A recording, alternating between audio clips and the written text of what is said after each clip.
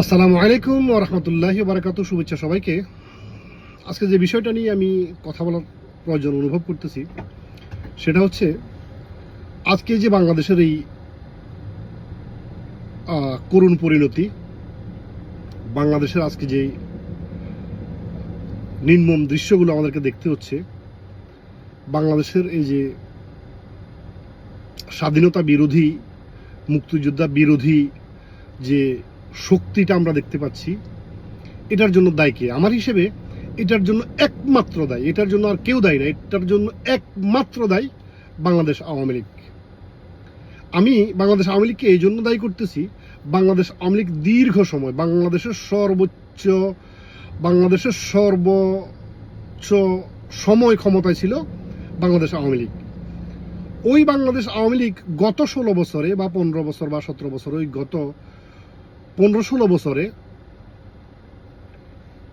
একটা মুক্তিযুদ্ধ বিষয়ক নাটক করেনি, একটা মুক্তিযুদ্ধ বিষয়ক সিনেমা করেনি, একটা মুক্তিযুদ্ধ বিষয়ক বই লেখার জন্য কাউকে উদ্বুদ্ধ করেনি, একটা মুক্তিযুদ্ধ বিষয়ক কবিতা লেখার জন্য কোনো কবিকে বলা হয়নি, কেউ লেখেও নি। এই জন্য আজকে বাংলাদেশের এই পরিণতি। সব কিছুর যত্ন নিতে হয়। একটা যদি গাছ রোপণ করেন, গাছের চারপাশে আগাছাটা ফেলে দিতে হয়, গাছের গোড়ায় পানি দিতে হয়। আপনি 16 বছর ক্ষমতায় ছিলেন, আপনারা টেলিভিশনের পর্দায়, তারপরে সোশ্যাল মিডিয়ায় মুক্তিযুদ্ধের চেতনাটা বিক্রি করছেন। মুক্তিযুদ্ধের চেতনাটা প্রজন্মের মনের ভেতরে ঢুকাই দিতে পারেন নাই। এদিক দিয়ে আপনারা সম্পূর্ণ ব্যর্থ। বাংলাদেশ স্বাধীন হওয়ার পর অনেকগুলো মুক্তিযুদ্ধ বিষয়ক সিনেমা হয়েছে। তৎকালীন ক্যামেরা, তৎকালীন মানুষের চিন্তাধারা থেকে এগুলা মানুষ বানাইছে। তারপরে আওয়ামী লীগ সরকারের উচিত ছিল যে এই বিষয়টাকে, এই মুক্তিযুদ্ধের চেতনাটাকে, মুক্তিযুদ্ধ কি, মুক্তিযুদ্ধ কেন হয়েছে, মুক্তিযুদ্ধের প্রেক্ষাপট কি, মুক্তিযুদ্ধ কিভাবে হয়েছে, কারা কারা প্রাণ দিছে, কারা কারা ইজ্জত দিছে, কারা কারা ঘর বাড়ি হারাইছে, কতগুলো লাশ পানিতে ভাসছে, কতগুলো গণকবর হয়েছে, এই সবগুলোকে সিনেমার মাধ্যমে, নাটকের মাধ্যমে ফুটিয়ে তোলা দরকার ছিল। সেটা বাংলাদেশ আওয়ামী লীগ করেনি। শুধু ধান্দাবাজির চিন্তা করছে, শুধু ধান্দাবাজি করছে, কারি কারি টাকা কামানোর চিন্তা করছে, ক্ষমতায় চলে গেলে কিভাবে সেফ জোনে গিয়ে লাক্সারি জীবনযাপন করতে পারবে, শুধু ওগুলোই করছে। বাংলাদেশের কথা চিন্তা করে, বাংলাদেশের মুক্তিযুদ্ধের কথা চিন্তা করে, বাংলাদেশের মানুষের কথা চিন্তা করে, বাংলাদেশের নতুন প্রজন্মের কথা চিন্তা করে কোনো পদক্ষেপ নেয়নি। বাংলাদেশ আওয়ামী লীগের ছাত্র সংগঠন ছাত্রলীগ নিজের আদর্শ দিয়ে কোনো একটা ছাত্রকে উদ্বুদ্ধ করেনি, কোনো একটা ছাত্রের বিপদে পাশে দাঁড়ায়নি। যত টাকা কামাইছে বাংলাদেশ আওয়ামী লীগের এমপি, মন্ত্রী, নেতা, চেয়ারম্যান, মেম্বার নিয়ে যারা যত টাকা কামাইছে সব নিজেদের পকেটে ঢুকাইছে। কোনো কর্মী বাড়ানোর, কাউকে সাহায্য করার চিন্তাভাবনা এরা ছিল না। শুধু যা পাইছে নিজেই গিলছে, কিছু জমা রাখছে, সেগুলো লুটপাট হয়ে গেছে। যদি এই কাজটা করতো, ক্ষমতা আসার পর বাংলাদেশের সিনেমা শিল্পের দিকে একটু নজর দিত, পরিচালকদেরকে, প্রযোজক, পরিচালক, নায়কদেরকে ডেকে এনে মিটিং করত, বলতো যে আমাদের বাংলাদেশের জন্ম ইতিহাসটা তোমরা সিনেমার মাধ্যমে ফুটিয়ে তোলো।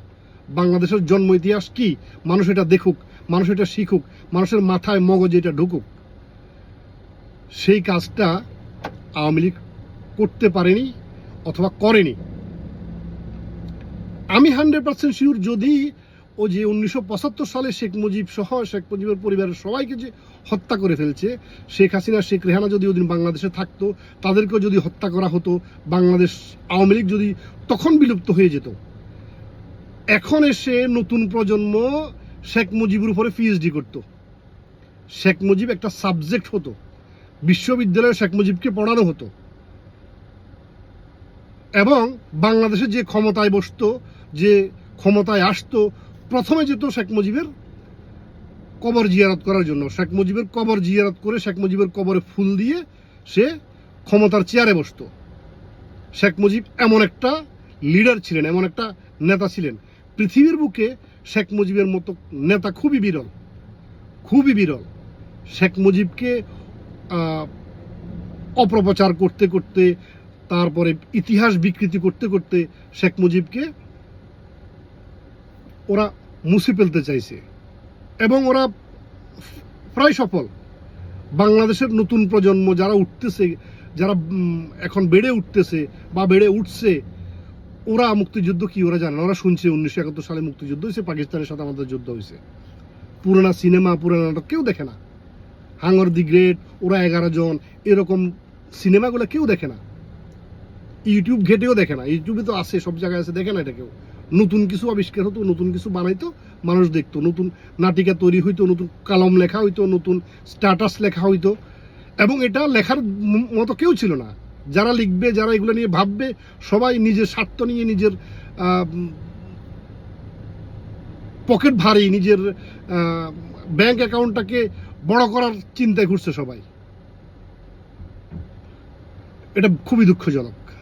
তো সবাইকে বলবো, ইতিহাস, শেখ মুজিবের ইতিহাস একটু তুলে ধরার ব্যবস্থা করুন। নতুন প্রজন্ম, আমাদের প্রজন্ম শেখ মুজিব কি সেটা জানে না, মুক্তিযুদ্ধ কি সেটা জানে না, মুক্তিযুদ্ধে কিভাবে মানুষ মারছে, কিভাবে বাড়িঘর পড়েছে, কিভাবে নারী সম্ভ্রম হারাইছে, কেউ জানে না। শেখ মুজিব সব কিছুর ঊর্ধ্বে, সকল রাজনীতির ঊর্ধ্বে শেখ মুজিব। বাংলাদেশে শেখ মুজিবকে নিয়ে সমালোচনা হবে, আলোচনা সমালোচনা তো এগুলো হয়, কিন্তু বাংলাদেশের স্বাধীনতার সর্বাধিনায়ক শেখ মুজিব, এই জিনিসটা নতুন প্রজন্মের মাথায় ঢোকানোর জন্য যদি এখনো সময় থেকে থাকে, কিছু একটা করুন আপনারা প্লিজ। সালামু আলাইকুম, শুভেচ্ছা সবাইকে।